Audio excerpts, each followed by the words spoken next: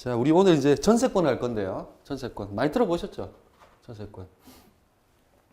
전세권 말 그대로 전세금이 꽂혀요. 전세금. 예. 전세금을 준다는 거. 대부분 목돈이죠. 목돈. 목돈인데. 근데 우리가 얘기하는 뭐 아파트 전세 산다, 뭐 이 전세는요. 우리가 이거는 물건으로서의 전세권입니다. 물건. 그러니까 대항력을 가진 누구야는. 우리가 얘기하는 전세금은 그 소위 그 우리 세입자로서 주인한테만 얘기할 수 있는 그 소위 뭐라 그러냐 미등기 전세라고 그러죠. 등기가 안 돼 있고 예, 채권적 전세라고 얘기하는데 우리가 공부할 거는 이 물건입니다. 물건. 예, 등기까지 돼 있는 물건으로서의 전세권이에요. 이건 뭐냐면 전세금의 지급이 반드시 필요한 요건입니다. 핵심적인 요건이에요. 대부분 목돈이죠, 목돈. 예, 목돈이고 우리 참 전세권은 그 활용도가 거의 이제 물건으로서의 전세권은 활용도가 굉장히 낮다고 그래요. 거의 안 쓴다고 합니다. 예. 안 쓰긴 하는데 어쨌든 우리 규정에 있고 시험에는 나오고 예, 하셔야 돼요. 근데 공부를 하셔야 되고 예.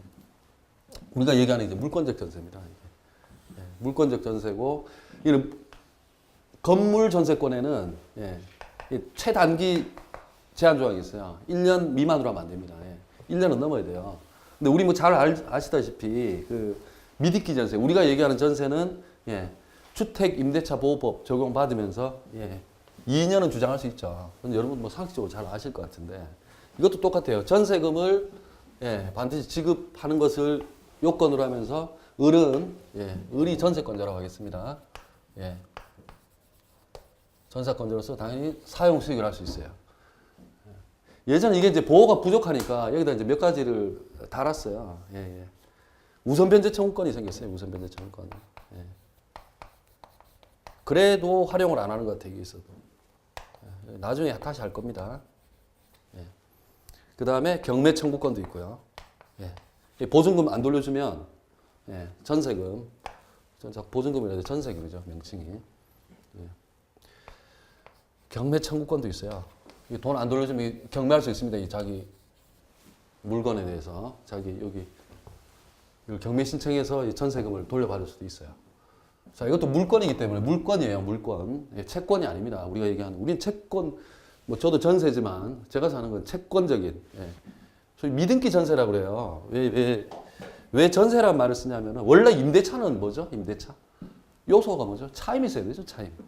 우린 차임이 없어요. 우리가 주는 우리가 보증금이라고 주는 전세금이라고 주는 건 차임이 없죠. 그러니까 원래는 달달이는 이게 이제 뭐 이론상은 그렇답니다. 목돈을 받아서 뭐 예를 들어서 몇 억 받아서 예를 들어 5억이라고 칩시다. 이 받아서 사실 가지고 있으면 이자가 생기잖아요. 그거를 일종의 이자 이거를 일종의 월세 취급한다는 거죠. 이 사람 보증 그 전세금 가지고 얼마든지 활용할 수 있거든요. 그 기간 동안은. 예. 그래서 물권적 우리가 얘기하는 거는 물건입니다. 물건. 예.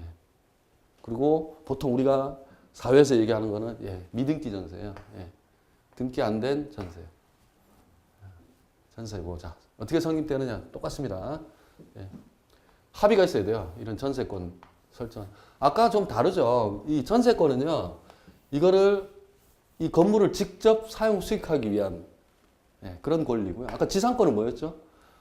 이 토지를 예, 자기가 위에 소유하기 위한 거였죠. 이거를 소유하기 위해서 토지를 사용하는 권리였죠. 근데 전세권은 요거를 직접, 이 목적물을 자기가 직접 사용 수익하는 거예요. 사용 수익하는 거고. 자, 전세권 설정 합의가 있어야 됩니다. 예. 이게 물권행위죠. 처분행위죠. 예. 소유권의 변동을 일으키는, 아니면 권리관계의 변동을 일으키는 행위 때문에 처분행위고, 처분관할이 반드시 필요합니다. 예. 채권하고 차이였죠. 물권행위는 처분권이 없는 사람이면 무효예요. 무효. 예, 처분권이 없으면 무효입니다. 그리고 물건이기 때문에 예, 등기해야 됩니다. 예, 공시해야 되죠. 나 전세권 있습니다 하고 등기를 해야 되고 그 다음에 말씀드렸듯이 이런 용익, 사용 수익하는 거는요. 이렇게 건물이 있으면 다 할 필요 없어요. 토지도 대상이 될 수 있고 일부만 해야 됩니다. 그 등기할 때 그 도면 표시해야 돼요. 어디인지. 자기가 전세권을 활용하는 부분이 어딘지 이렇게 표시해줘야 돼요. 같이 제출해야 됩니다. 그래서 이 전세금의 지급이 가장 중요한 요소고 필수적인 등기사항이에요. 반드시 등기해야 됩니다. 이것도. 예. 그 전세금 하는 역할이 뭐죠? 예. 전세금 그거죠. 우리가 이제 이거 사용 수익하면서 이게 전세물에 뭐 훼손이 될 수도 있고 멸실될 수도 있잖아요. 이게 손해 담보하는 거예요. 나중에 공제해버리죠. 돌려줄 때. 그죠? 네, 공제하죠. 그리고 존속기간이 아까 지상권은 굉장히 길다 그랬죠. 특성상 길 수밖에 없죠.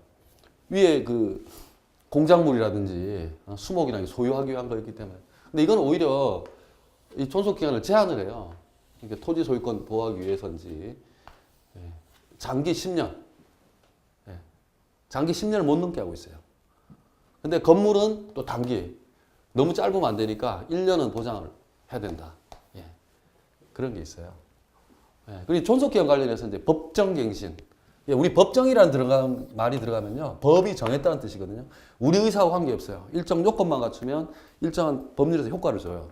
효과를 주는데 예를 들어서 2017년 12월 1일이 이제 계약 종료일이에요. 그러니까 계약 종료일이에요. 이때 이제 나가야 되는데 이 주인이죠. 그렇죠. 그 소유자가 전세권 설정자가 설정자가 여기 12월 1일 기준에서 6개월 전부터 한 달 전 사이에 아무 통지가 없어요. 뭐 거절한다는 얘기도 없고 이거 보증금 좀 전세금 좀 올립시다 하는 조건 변경도 없고 그러면은 이 법이 정해서 갱신 다시 시작됩니다. 이 다시 갱자거든요. 다시 시작됩니다. 법정 갱신이 돼요. 그때 기간은 조기간이 아니라 기간이 정함이 없는 경우가 돼요. 그리고 전세권 기간 등기할 필요도 없습니다. 이때는 법이 정한 대로 효과이기 때문에 등기도 필요 없어요. 그리고 당연히 전세권도 물건입니다. 물건이에요. 물건인데 그리고 전세권이 특이하게 뭐 우리나라밖에 없다 그러죠. 저게 우리나라 뭐 지금도 거의 일본 민법을 땄다고 하는데도 전세권은 우리나라의 특유한 제도랍니다. 특유한 제도는 뭐 활용도는 떨어진다고 그러고요. 자, 물건이기 때문에 당연히 우리 이제 물건 채권 비교할 때 제일 쉬운 게요. 그거 하면 돼요. 이거 목적물을 한번 양도해 버리면 돼요. 채권은 계약관계에 있는 사람한테 주장받기 못하고 물건은 다 할 수 있어요. 물건이기 때문에. 그리고 이제 우리 전세권에서 중요한 거는 양도가 됐을 때 전세금을 누가 누구한테 반환해 달라고 청구할 수 있는지 전세금 반환 청구권을 누가 행사하는지예요. 자, 여기 갑소유 건물을 이제 을이 전세권 설정을 했죠. 갑소유 건물을 썼어요. 건물 전세권 설정 잘 사용 수익했어요. 자, 이 경우에 그냥 암기하시면 돼요. 갑이 병한테 양도를 했어요. 이 집을 양도되죠. 양도했거든요.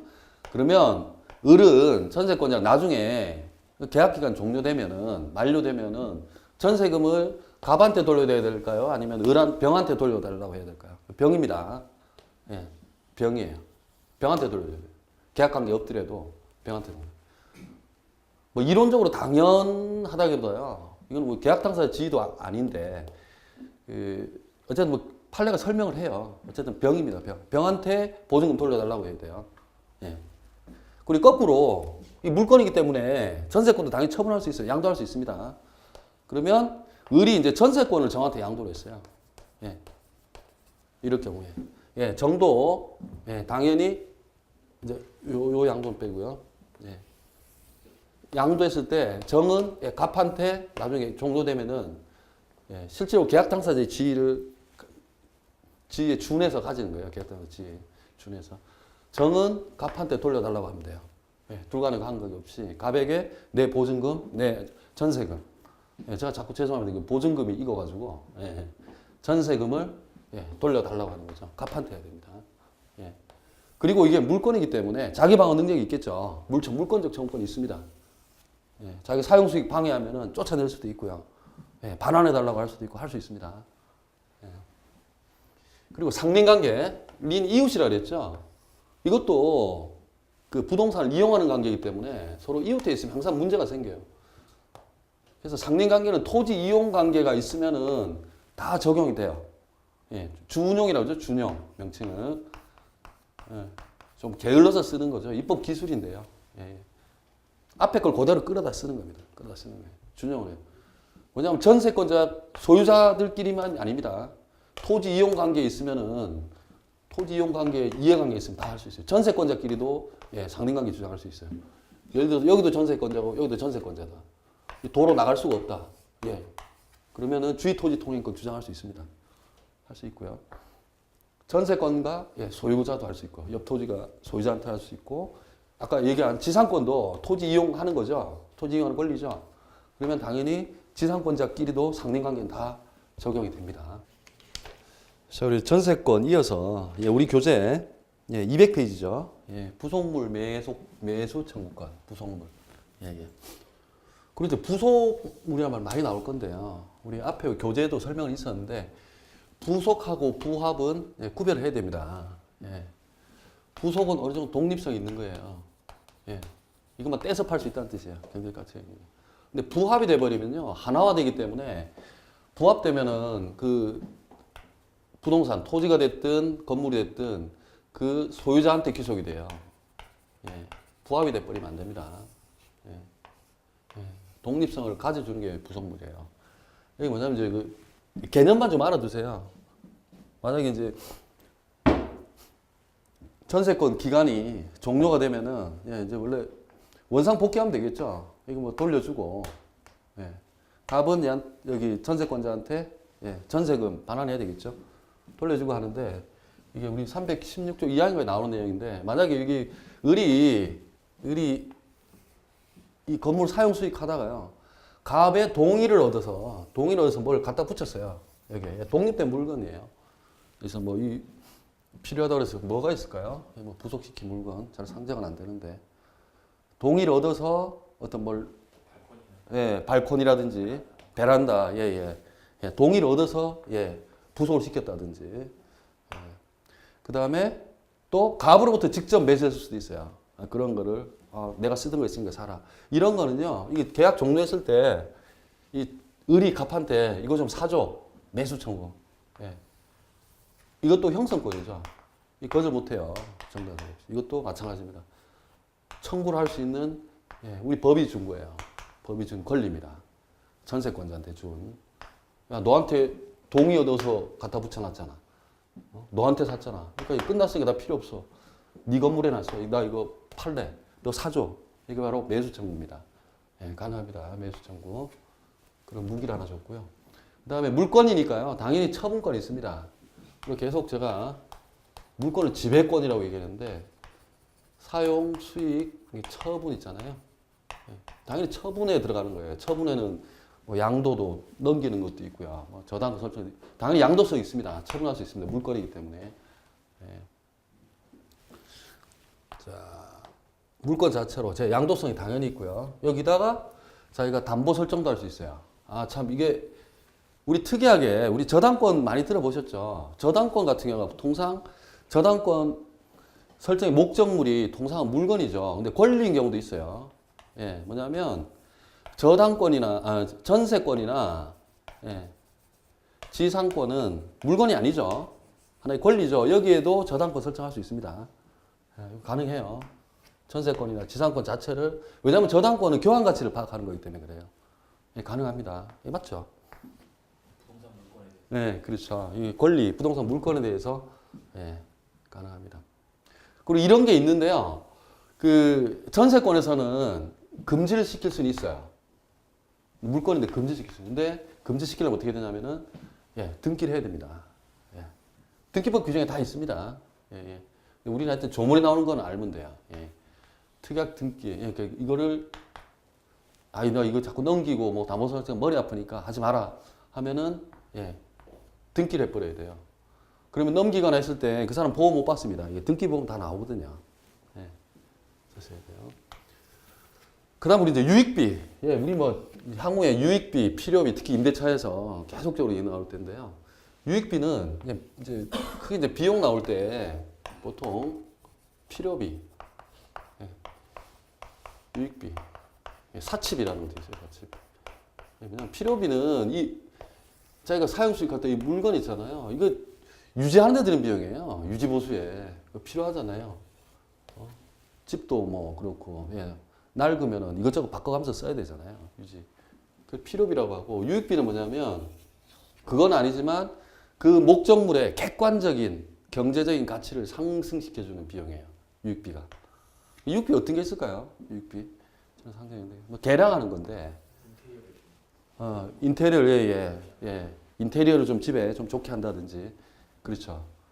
그러면 특히 이제 상가 건물 같은 경우는 용도에 따라서는 그 상가 건물 같은 데는 사실은 유익비가 많이 있을 수 있어요. 업종 따라 가지고 예를 들어서 뭐 커피숍이라든지 뭐 족발집은 해당 안 되겠죠. 인테리어 어떻게 하나? 제 절친이 그 양재도에서 족발집을 하고 있어서 맛있었어요. 예, 다행히. 철거돼서. 예, 어쨌든 유익비하고 필요비라는 거예요. 사치비는요, 진짜 필요 없는 거예요. 객관적 가치를 증가하는 게 자기 기호에 따라 가지고. 그때 뭐 이거 직접 관련 없는데 예전에 그 티코라고 조그마한 차가 있는데 그 음악 매니어가 계신데 음악 매니어 그분이 그 음향 장치만 1억을 했다고 하더라고요. 티코는 그렇게는 안 비쌀 건데 그런 거는 사실은 그 저희 같은 사람들한테는 음악을 그렇게 그닥 좋아하지는 않기 때문에 사치비에 불과하죠. 객관적인 그건 이제 따로 팔아야죠. 부속물이니까 따로 따로 팔아야 되겠죠. 그 임대차하고 전세권 비교할 때 핵심이 뭐냐면 필요비예요, 필요비. 이 필요비는요, 임대차에서는 임대인이 부담합니다. 임대인이. 사용 수익에 필요한 상태는 임대인이 다 돈 대고 해줘야 돼요. 전세권은 안 그렇습니다. 전세권은요, 유지관리 비용을 전세권자가 쓰세요. 물권자가 해야 됩니다. 스스로 해야 돼요. 시험에도 잘 나오고 잘 하셔야 돼요. 둘 차이가 뭐냐? 임차도 핵심적으로 내기도 있고 돈을 누가 내냐예요. 유지 관리할 때. 근데 이제 임대차도 특약을 많이 하죠. 그 전세 살다 보면 뭐 저도 좀 낡은 집에 살아 그래서 뭐 수시로 고장 나고 막 머리가 아파요. 그런데 그리고 여기에 이제 유지비 같은 경우 이제 개량 비용인데 이제 객관적인 가치를 그 목적물의 객관적인 가치를 증대시켜 주는 거거든요. 근데 이럴 때는 이제 뭐냐면은 이제 가액이 아니 이 사람도 설정자 입장에서도 그렇죠. 해놨다고 무조건 돈을 줄 수는 없고 객관적인 가치가 또 몇 년 지나서 안 남아 있을 수 있잖아요. 그게 남아 있어야 돼요. 남아 있을 때 예를 들어 지출 비용 나 한 2천만 원 들었어. 객관적으로 뭐 남아 있다고 치고요. 증가액이 한 실질적으로 2천만 원 들여도 내가 보기엔 1,000만 원밖에 안 돼. 뭐 이런 식으로 하면요. 설정자가 선택할 수 있어요. 선택해서 지급할 수 있어요. 당연히 이걸로 하겠죠. 싼 걸로 주겠죠. 싼 걸로. 이게 유익비 상한처분입니다. 그리고 임대차 가면 더 자세합니다. 유익비와 필요비. 이 개념. 사치비는 자기 주관적인 요소, 객관적이지 않기 때문에 뭐 사치비는 우리 법률에 나와 있는 용어는 아닙니다. 법적 용어는 아니고 필요 유익비는 잘 아셔야 돼요. 자, 뭐 계속 반복되는데 자, 저당권하고 한번 관계 봅시다. 저당권. 자, 물건 간의 순위는 어떻게 정한다고 그랬죠? 성립 순위예요. 등기 보면 다 일자가 있습니다. 등기부에 보면은 순위 있고, 자 이게 전세권자가 선순위고 저당권자 병이 후순위예요. 갑 건물에, 갑 소유 건물에. 자, 이 경우에 병이 경매 신청을 해버렸어요. 그러면 어떻게 될까요? 전세권자는 운명이. 저당권은 경매 신청하면 당연히 소멸됩니다. 소멸주의라고 하는데 소멸되고요. 전세권자는 선순위잖아요. 후순위자들이 뭔 짓을 하든 간에 영향받을 이유가 없어요. 전세권은 그대로 이 정한테 낙찰이 되더라도 정한테 대항할 수 있습니다. 계속 사용 수익할 수 있습니다. 단 이거 없애려면 자기도 싫다 이러면은 아우 나 이거 배당금 충분히 나오겠나 하면 배당 요구하면 됩니다. 배당 요구 받아서 배당해서요. 배당 요구해서 자기 전세권 없애고 거기서 배당 받아가면 돼요. 충분히 전세금 나온 다음에 받아가면 되죠. 그리고 자 핵심적으로 튀어나오면 자 여기 이제 우리 동시이행 동시이행 항변권이라고 제가 앞부분에 있었는데 이제 동시이행 항변은 뭐냐면 동시이행하라고 항변 버틸 수 있는 권리라고 말씀드렸죠. 공평 때문에 하는 거예요. 한쪽만 일방적으로 이행하면 안 된다 그래서 공평의 원칙에 의해서 인정된 게 동시이행 항변권이에요. 이제 조문에 있는 건데 뭐냐면 소위 쌍무계약이라고 있습니다. 여러분 채권법에 할 건데 쌍무계약. 서로 의무를 지는 건데요. 대가적으로 의무를 지는 거예요. 우리가 임대차에서는 한쪽은 사용수익 해주니까 한쪽은 그 대가로 차임을 주는 것이죠. 예. 그리고 매매에서도 한쪽이 재산권을 넘겨주니까 그 대가로서 예. 그 대가로서 매매 대금을 지급해 주는 거죠. 예. 그래서 쌍무 계약에서 예. 한쪽이 일방적인 예. 이행을 강제당하지 않는 거예요. 예. 그래서 이제 매매에서 규정을 하고 다른 데는 이렇게 쌍무 계약 따로 있죠 규정이. 예. 그래서 동시행항변인데 여기도 이제 그 전세 관계가 전세권 설정이 종료될 때는 우리 전세권에서 전세금 핵심이라 그랬죠. 전세금이. 예, 이 반환해줘야 되고요. 반환해줘야 되고, 예, 이 사람은 예, 전세권자도 이거 잘 썼으니까 이제 돌려줘야 되죠. 목적물을 인도해줘야 되고요. 그 다음에 이게 물건이 등기한다 그랬죠. 등기 말소에 또 필요한 서류들이 있어요. 이것도 줘야 돼요. 예.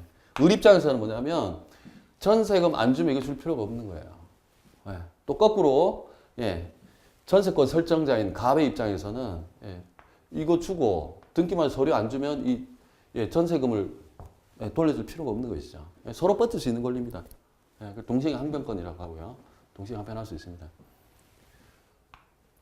그리고 이제 자 전세권 이제 마지막 번째 경매 청구를 할 수 있어요. 경매 청구. 예를 들어서 종료도 됐는데 이 갑이 전세금을 안 돌려주는 거예요. 전세금을 안 돌려줘요. 그럴 때는 할 수 없이 예, 이거 할 수 없지. 경매 청구를 해줘요. 예, 경매 청구권을 줬습니다. 이게 예, 전세권자가 안 되겠어요. 이걸 경매에 붙여버리는 거예요. 예. 경매에 붙여서 예, 자기가 배당 받아올 수 있습니다. 경매 받아서. 근데 여기 이제 우리 판례가요. 이제 뭐 예를 들어서 우리 계속 건물 전세권만 얘기했는데 이제 뭐 토지 전세권이라 한번 봅시다. 전세권, 용익 물권은 말씀드렸죠. 목적물의 일부에도 얼마든지 설정이 가능합니다. 예. 나는 예, 도면 붙여가지고 나는 요만큼만 예, 사용 수익한다. 전세권. 이 목적물의 일부에 대한 전세권자는요. 예, 경매 신청 못 한다고요. 경매 신청 못 한다고 하거든요. 예. 지금 한번 들으신 걸로 예, 제가 계속 반복한다는 느낌으로 들으시면 된다 그랬죠. 예, 나중에 이제 이게 왜 중요한지 아시게 될 거예요. 예, 일부는 청구 못 합니다. 판례가 그래요. 그리고 아까 이 전세권 실효성 있기 위해서 우선 변제 청구권이 있죠. 우선 변제. 예. 여기서도 예, 후순위보다 전세권자가 먼저 받아요. 예. 전세권자가 경매 청구할 수 있다 그러죠. 전세권자가 경매 청구해도 순위에 따라 먼저 받고요. 다른 뒤에 후순위가 경매 신청하더라도 예, 우선 변제권은 그대로 존재합니다. 예. 그렇게 하고 예, 일단 전세권은 예, 여기까지 하고 자 우리 교재 예, 201페이지입니다. 자 유치권 예, 유치권은 여러분들 많이 보셨을 것 같은데 우리 서초동에 있는데 이렇게 건물 같은 데 보면요 건물 짓다 말았어요. 건물 짓다 말고 이렇게 유리창에 보면 예, 무슨 우리도 밥 먹으러 갈 때 봤는데 이렇게 막 종이에 써붙여놨어요. 유치권 행사 중입니다. 막 이렇게 적어놨거든요. 예, 이게 유치권인데 뭐냐면 이제 우리가 가장 흔한 경우 생각하시면 이거 생각하시면 돼요. 이 갑소유 송구 상가 건물인데 이 짓다 보니까 이 사람들 돈이 없어요. 돈이 없어가지고 공사비를 다 못 줘요. 공사대금을 다 못 준 거예요. 우리 건축업자가 그러면 어떻게 하냐면은 예, 이 사람 돈이 없잖아요. 이거 넘어가봐야 예. 그 이 사람 우선권도 없고요. 자 이럴 때 어떻게 하냐면은요. 이 돈 줄 때까지 이 사람이 계속 버티고 있으면 돼요. 예, 버티는 권리입니다. 계속적으로 점유해가면서 인도를 거부하는 권리예요. 인도하는 거부할 수 있는 권리. 뭐냐면 이 물건, 이 건물에 대해서 관할 결련관계라고 하는데 일단 따로 하겠습니다. 좀 중요한 게 이 물건과 관련해서 공사대금 채권이 발생했잖아요. 예, 결련관계. 이게 채권이 변제기가 있으면 받을 때가 되면은 이 변제할 때까지 계속 버틸 수 있어요. 변제할 때까지. 그래서 얼마든지 계속 점유하고 뭐 실제로 제가 알기로는 본 적도 있지만 이게 그 점유권 행사 전문 대행 기관도 있어요. 그 뭐냐면 막 약간 조폭 비슷한 사람들 이렇게 껴가지고요. 전문적으로 그냥 그 하는 사람도 봤어요. 저도 봤는데 막 무섭더라고요. 그때 갔더니 뭐 이렇게 가스통 들고 막 거의 경찰들이 들어오더라도 언제든지 그 방어가 가능한 인천에 그때 한번 갔더니 그런 걸 본 적이 있거든요. 근데 유치권 계속 점유를 해야 되기 때문에 보통 뭐 자기가 보통 그 못하면 다른 사람한테 대행도 시켜요. 이거는 또 특징이 뭐냐면은 법이 정한 물건이거든요. 법이 정한 거예요. 뭐냐면 우리가 본 거는 뭐예요? 전부 다 약정이거든요. 약정 제한 물건인데 약정 담보 물건인데 이 저당권 보시면 서로 합의하고 등기해야 되잖아요. 그냥 법이 정한 요건만 갖추면 돼요. 유치권 그냥 성립합니다. 예, 이 물건 때문에 내가 받을 돈이 생겼다. 예, 채권이 생겼다 그러면은 돈 줄 때까지 버티는 거야. 그게 유치권이에요. 계속 유치할 수 있는 거예요. 예. 내비둔다는 거죠. 이 치자가 둘 치자를 그대로 예, 그대로 두는 거죠. 그래서 인도를 거부할 수 있는 거예요. 어떻게 보면 소극적이에요. 인도를 거부한다는 거. 적극적으로 돈을 달라는 게 아니라 인도를 안 해주는 거거든요. 이게 이제 언제 그 효력이 나타나면 경매 보면 알아요. 경매. 이게 경매 보면 예. 유치권도 물건이거든요. 대항할 수 있어요. 예. 경매도 말이 그렇지 국가기관이 부동산에 관여해서 그렇지 기본적인 속성은 매매예요. 매매. 경매. 예. 매매인데 자 을이 이제 돈 못 받았죠. 갑세선가리. 그래서 누가 이제 이 경매에 들어가서 A라는 사람이 이제 낙찰을 받았어요. 낙찰을 받았어요. 예. 경매하더라도 유치권은 소멸 안 합니다. 예. 유치권의 저 성립 요건만 갖추면은 예. 공사대행채권 받을 게 있고 계속 점유하고 예.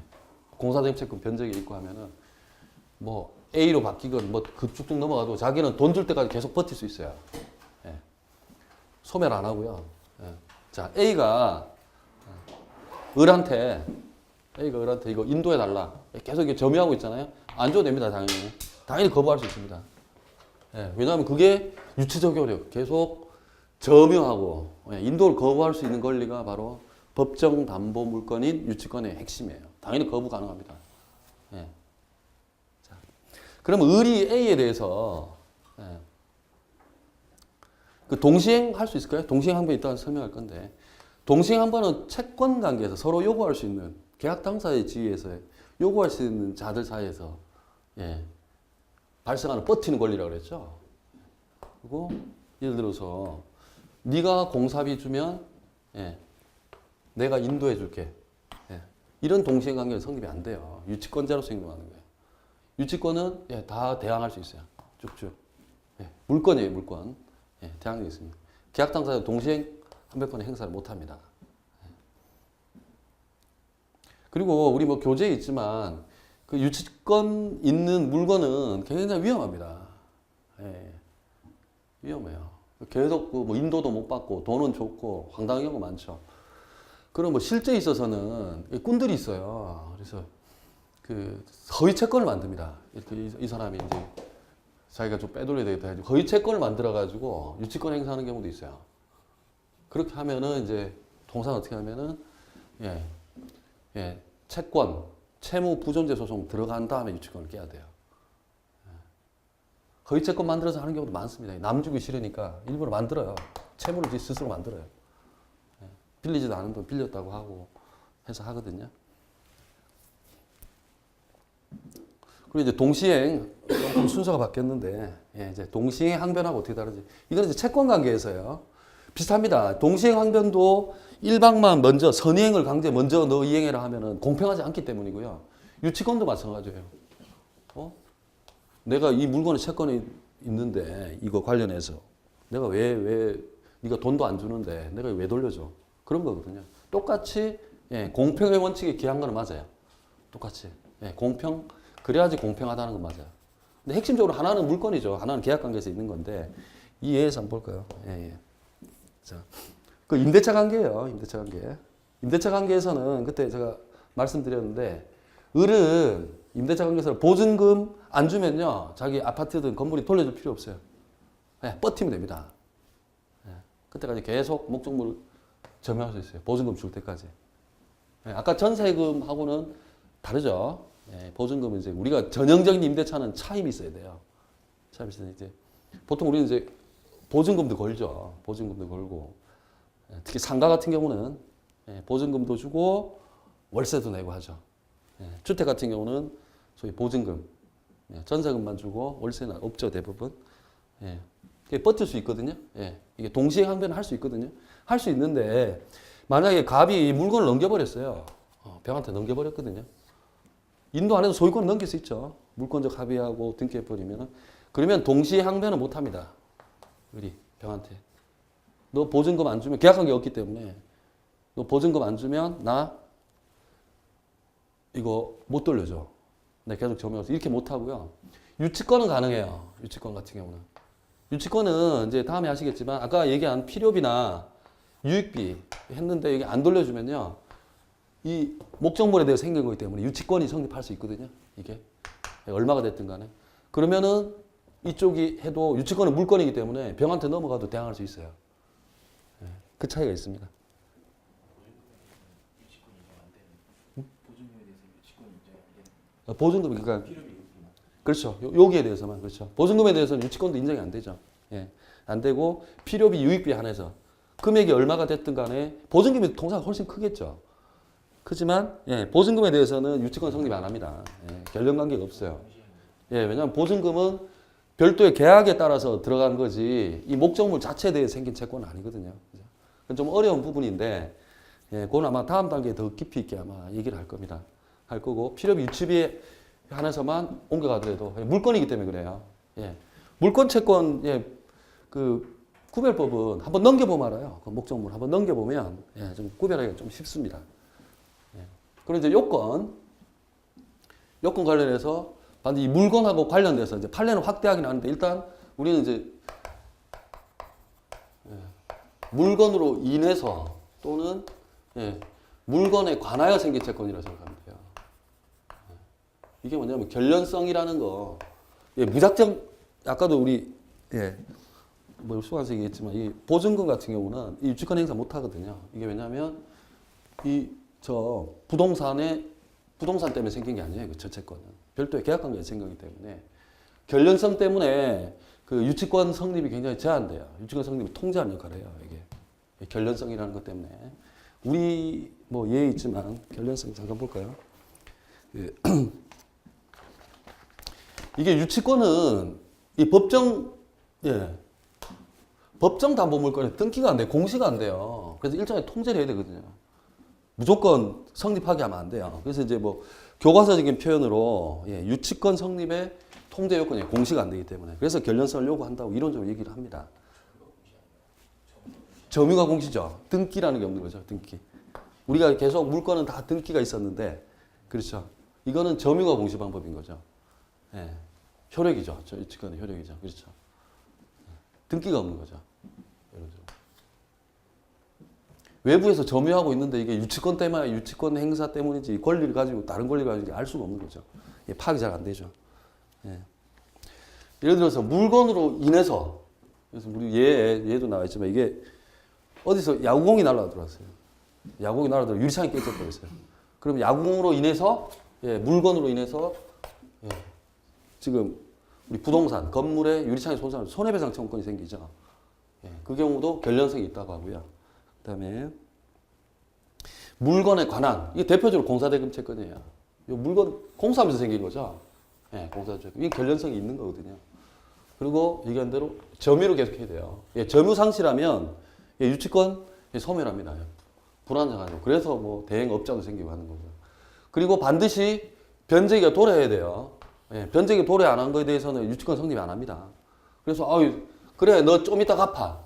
유예해주면 안 돼요. 유예해주면 바로 유치권 소멸합니다. 안 됩니다. 성립될 수가 없어요.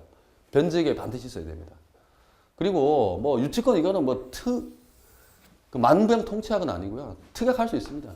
이렇게 하더라도 내가 예를 들어 필요비, 유익비를 안 주더라도 유치권 성립은 없는 걸로 하자. 안 하는 걸로 하자. 유치권 행사는 하지 않아요. 배제 특약 하면은 유치권 성립 안 합니다. 이 특약 있으면은.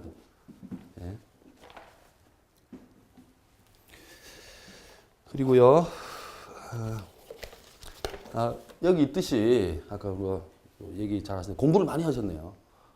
이거 쉽지 않은데 보증금은 임대차 관계에서 뭐 시험에도 잘 나오지만 보증금은 이 결련성이 없어요.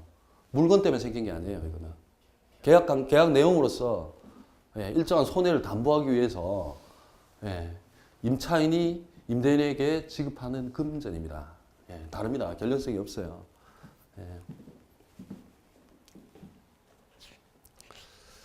자, 그다음에 예, 오늘 수업 이제 마지막으로 이제 유치권 효력에 대해서 예, 좀 알아보겠습니다. 예. 예, 유치권은 예, 본질적으로 예, 계속 점유해가면서 인도 거부에서 효과를 거두는 그런 물건이거든요. 법이 정한 요건만 맞추면 되는 예, 유치원은 점유를 계속하면서 예, 인도 거절할 수 있는 거죠. 아까 경매도 나왔지만 예, 이 공사업자가 예, 유치권을 행사하면요. 유치권 행사하면 이 낙찰자는 어쩔 수 없으니 돈 줘야 됩니다. 예, 이런 거 노리고 하는 거거든요. 그래서 이게 그 간접적으로 심리적인 압박을 가하는 거예요. 돈 내놓으라고. 그래서 이제 요건들을 채권이 변제가 있어야 되고 그런 요건들을 추가를 하는 거거든요. 예, 심리적 강제죠. 예. 이 사람이 원래 변제 책임은 없어요. 근데 이 사람은 계속 인도를 거부할 수 있으니까 이 사람 사실적으로 압박받는 거죠. 근데 이제 실제로 이제 유치권 행사하는 이유는 여러 가지가 있는데요. 예, 여러 가지 있는데 실제로 일부러 유치권 행사를 해서 그 낙찰가를 떨어뜨리려고 하는 경우도 많아요. 예, 이 건물이 꼭 필요해요. 예를 들어서 뭐 아주 뭐 큰 고가의 건물이 없으면 뭐 예를 들어서 100억이다 뭐 이런 식으로 되는 정말 큰 빌딩들 같은 경우도 뭐 의도적으로 유치권 행사를 해서 가격을 계속 떨어뜨립니다. 예, 뒤에 배우가 있는 거죠. 떨어뜨려서 받아요. 그리고 이제 뭐 유치권자 있으면 합의를 해버려요. 협의를. 얼마 줄 테니까 다 받지 말고 일부 퉁쳐. 이런 식으로 해서 하거든요. 일부러 떨어뜨리기 위해서, 낙찰가 떨어뜨리기 위해서 일부러 유치권 행사하는 거 아니에요. 실제로 유치권 존재가 인증이 되면은 떨어질 수밖에 없습니다. 이거 가격이. 예. 그리고 자, 유치적 효력만 있지 원칙적으로 예, 사용 수익할 권리는 없습니다. 예, 없어요, 원래. 원래는 동의 얻어야 돼요, 이 사람이. 저 채무자의 동의를 얻어야 됩니다. 자. 그리고 이제 사용 수익 권한은 없는데요. 이제 그 임대차 같은 경우는 조금 논의가 필요해요. 뭐냐면은 예. 아까 말씀드렸죠. 임차인은 임대인에 대해서 예, 필요한 비용, 예, 유지에 필요한 비용들 아니면 건물의 목적물의 객관적 가치를 증가시키는 이런 비용에 대해서는 그 물건에 대해서 생긴 거기 때문에 유치권 행사할 수 있다고 그랬죠. 이제 유치권 행사 방법으로 보통 뭐 건물이다 이러면은 이 사람이 계속 버틸 수 있는 걸 내라 그랬잖아요. 계속 본의 아니게 예, 사용 수익권이 없는데도 계속 점유하게 돼요, 이 사람이. 예, 결국 사용 수익이 되는 거죠. 근데 하여튼 판례는 허용합니다, 이렇게. 대신에 사용 수익권이 없다는 의미는 뭐냐면 사용 수익해서 이익이 생기면 돌려주라는 얘기예요. 부당이득. 그래서 이 차임에 상당하는 금액은 부당이득으로 반환을 해줘야 됩니다. 예, 계속 살 수는 있지만 이론적으로 사용 수익권이 있기 때문에 아니라 예, 보존행위 형태로 계속 거기에 거주를 하는 거예요. 이론상 그렇습니다. 맞지 않나요? 동물 같은 거 이제 유치하고 있을 때 동물을 계속 안 죽게 관리하고 이제 해야 되잖아요. 그렇죠. 동물 같은 경우도 그렇죠. 그 필요 이익비 이제 예. 동물 같은 경우도 마찬가지죠. 그렇죠. 계속 데리고 있으려면 먹이도 먹여야 되고 병도 치료해야 되고 그렇죠. 관리도 해야 돼. 예, 관리도 해야 되고 그렇죠. 자, 그리고 우리 유치권 효력 중에 하나 예, 경매 청구권이 있어요. 경매권. 경매를 할 수 있어요. 저희가 경매에 붙일 수가 있습니다. 유치물을 경매를 할 수 있어요. 경매를 할 수 있는데 예, 중요한 거는 저당권이 아니라 우선 변제적 효력이 없어요. 예, 우선 변제 효력은 없습니다. 그리고 자기가 신청해 버리면은 이때 뭐 소위 소멸주의라 해서 유치권도 소멸돼요. 이 점유 상실을 하기 때문에 우선 변제적 효력은 없어요. 근데 이제 어떻게 해야 되냐면은 이 경매 신청해 가지고요. 그 배당 받은 돈 있잖아요. 배당 받은 돈 상기해 버리면 돼요. 상기. 서로 받은 걸로 치는 걸로. 상계 처리해 버리면 사실상 우선 변제를 받는 거거든요. 사실상의 우선 변제권이라고 얘기를 하는데 그렇게 해서 상계 처리해 버리면 돼요. 어쨌든 유치권은 자기가 경매에 붙일 수 있으나 거기서 자기가 우선 변제 받아갈 수는 없다는 걸 아셔야 돼요.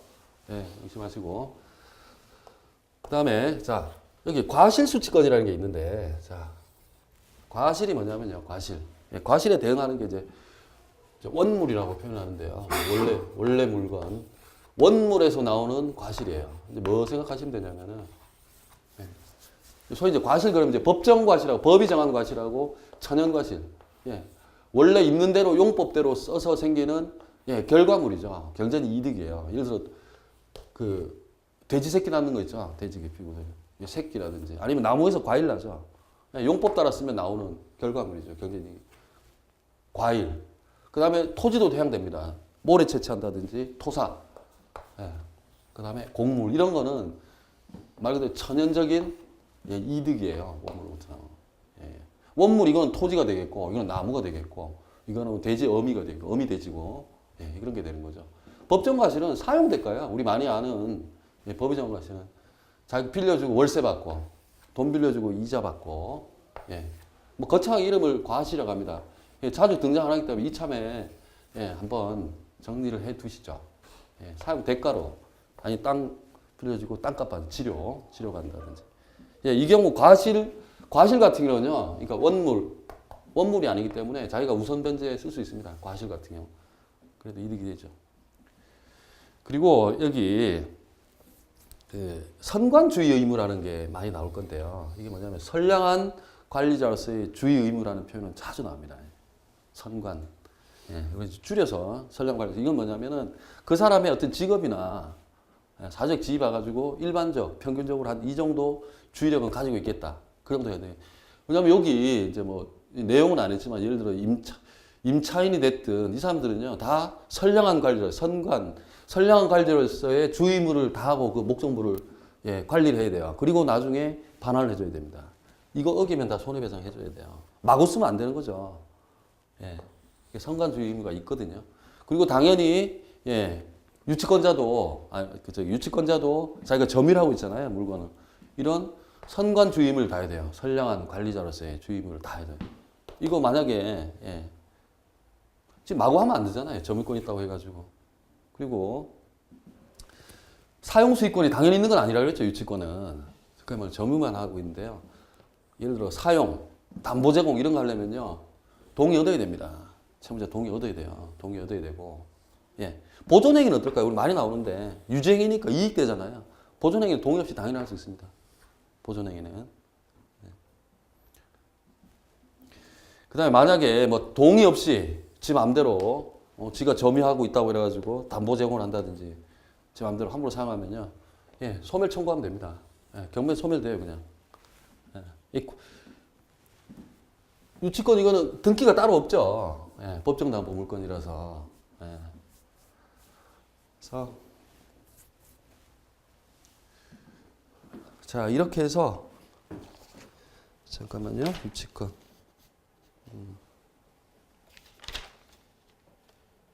그리고 한 가지 안 했네요. 한 가지만 더 하죠. 예, 안 했네. 자, 우리 아까 여기 예, 좀 글씨가 돼서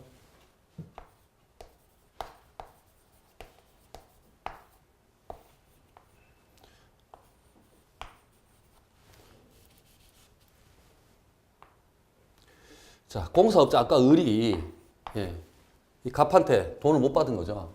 그래서 한 공사 대금 3억을 못 받았어요. 3억을 못 받아서 이 사람이 계속 점유하고 있거든요. 예, 점유하고 있어요. 우리 채권은 오랫동안 행사 안 하면 소멸시킨다고 그랬죠. 소멸시효라고 얘기를 했었죠. 보통 얼마나 할 때 10년 하시면 되죠. 근데 예, 뭐 참고하십시오. 공사 대금 채권은 3년입니다. 예, 소멸시효. 3년간 행사 안 하면 예, 시효기간 경과하면 소멸되거든요. 채권이. 3년인데 자 이게 자기가 을이 이거 점유하고 있으면은 소멸시효 중단이라는 게 있다고 그랬죠. 자기가 예, 권리 행사하는 것처럼 보이면 적극적인 뭐 압류를 한다든지 가압류를 한다든지 가처분을 한다든지 아니면 재판사로 청구를 한다든지 예, 그런 거 하면 중단이 된다고 그랬죠. 중단되고 다시 10년이면 10년 이렇게 진행을 하거든요. 이게 점유하고 있는 게 자기 채권 행사하는 건가요? 아니란 뜻이에요. 우리 민법조문에서는 자기가 시효 중단 시키려면 따로 이렇게 재판사 청구를 하든지 해야 된다는 거예요. 이제 우리 뭐 우리 교재에 설명은 그런 거죠. 점유권은 뭐에 대한 권리 행사인가요? 이 목적물 자체, 점유 목적물 자체에 대해서 점유하고 사실상 지배하고 있는 거잖아요. 근데 채권은 누구에 대한 거죠? 사람에 대한 거예요, 사람. 별개라는 거야. 공사대금 채권은 예, 가압에 대한 거라는 거예요. 그래서 가압에 대해서 별도로 예, 재판상 청구를 하든 최고를 하든 다시 압류를 하든 별도의 조치를 취하라는 거예요. 그래서 점유하고 있다고 그래가지고 소멸시효가 진행이 안 되는 게 아닙니다. 이 3년 지나면 못 받아요. 예. 3년 지나면 예. 피담보 채권 소멸하면 당연히 우리 요건 중에 변제기 있어 그 채권 자체가 소멸하기 때문에 유치권도 풀어야 됩니다. 예. 그래서 소멸시효 진행하고 이 점유는 별개라는 거를 예. 알아두시면 좋습니다. 우리 조문에 나옵니다. 그래서 이렇게 설명하면 좀 나을 것 같죠. 예. 자, 우리 오늘 이제 유치권까지 했는데 이제 뭐 다음 보니까 이제 뭐 저당권 물권에도 이제 저당권 하나 남았네요. 예, 예. 하여튼 오늘 여기까지 하고요. 아, 고생하셨습니다. 예, 수고하셨습니다.